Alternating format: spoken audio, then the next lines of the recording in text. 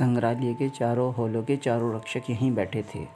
उस इंसान ने जेब से एक गोली निकाली और सावधानी के साथ गोली सुराख से अंदर फेंक दी। सुराख पर उसने हथेली लगा ली ताकि अंदर का प्रभाव उस पर भी न हो जाए। गोली फर्श पर गिरते ही फट गई। फटने की कोई आवाज़ नहीं हुई। उसमें से बारीक धुएं की एक लकीर उठकर वातावरण में फैल गई। इधर इस इंसान की निगाह कलाई की घड़ी पर घूमने वाली सेकंड की सुई पर जमी थी। वह निश्चित समय का इंतज़ार करने लगा। 1 मिनट गुजरा, फिर दूसरा मिनट और उसने हाथ हटा दिया। अंदर झांका, चारों पहरेदार लुढ़क गए थे। उसके होंठों पर हल्की सी मुस्कुराहट आकर विलीन हो गई। उसने हाथ मारकर शीशे का एक हिस्सा तोड़ दिया। उसके बाद अंदर हाथ डालकर चटखनी खोल दी। पूरा रोशनदान खुल चुका था। वह अंदर घुसने का प्रयास करने लगा।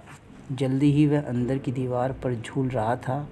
फर्श पर कूदते ही उसने अपनी हथेली को चूमा और सबसे पहले बाहर निकलने का दरवाज़ा खोल दिया। यूं दरवाजे पर पर्दा पड़ा था और एक दूसरे हिस्से में ठीक प्रतिमा के पीछे नीले रंग का पर्दा फैला था। आने वाले ने एक प्लास्टिक का थैला बैग से खींच लिया।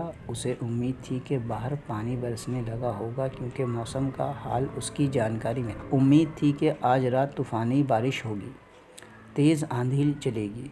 तभी भयानक तौर से बादलों का गरजन हुआ। कहीं से हवा का झोंका आया और फानूस हिलने लगा। उसके हिलने से घुंघरू से बज उठे।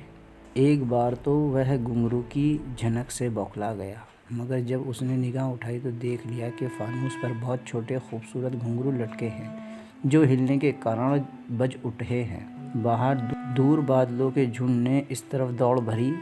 कालापन छाया, बादल सिर ढूंढने लगे, बिजली चमकी, गड़गड़ाहट से आकाश चीख उठा और झमाझम पानी बरस उठा। तब एक झाड़ी में छिपी बरसाती पहने एक स्याही आकृति सिर उठाकर बुर्ज की तरफ निहारने लगी, कदाची जैसे उसे भी किसी का इंतजार था। दूसरी ओर पीछे वाली सड़क के किनारे छिपी थी एक ऑस्टेन, जिसकी अगली सीट पर सिगरेट का सितारा चमक रहा था। पानी बरसा, सिगरेट का सितारा गुम हो गया। झाएं झाएं और साएं साएं हवा की पुकार थी। जब कभी बिजली चमकती तो रोशनी से ये लगता जैसे आज रात इतिहास की कोई तूफ़ानी रात बनने वाली है। वह इंसान प्रतिमा की तरफ बढ़ रहा था।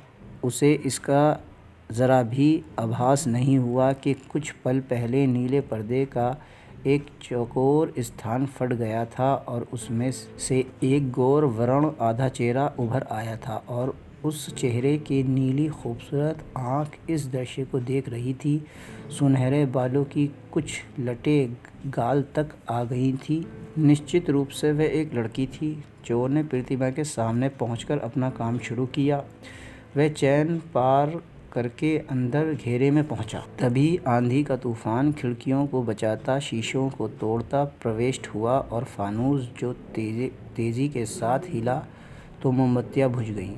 दीवारों की मोमबत्तियाँ भी बुझ गईं। वातावरण में घुंघरू की तेज़ आवाज़ ऐसे लगने लगी जैसे आत्माओं की खनखनाहट अंधकार का सीना चीर रही हो। एक बार वह सिर से पांव तक कांप गया और अचानक प्रतिमा के हाथ झटके से उसके गर्दन पर टिक गए।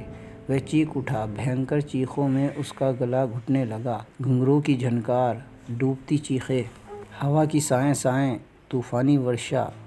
महल में एक साथ बहुत सारी आवाज़ें गूंज उठी। उनमें उस इंसान की तड़पती चीखें बहुत खौफनाक तरीके से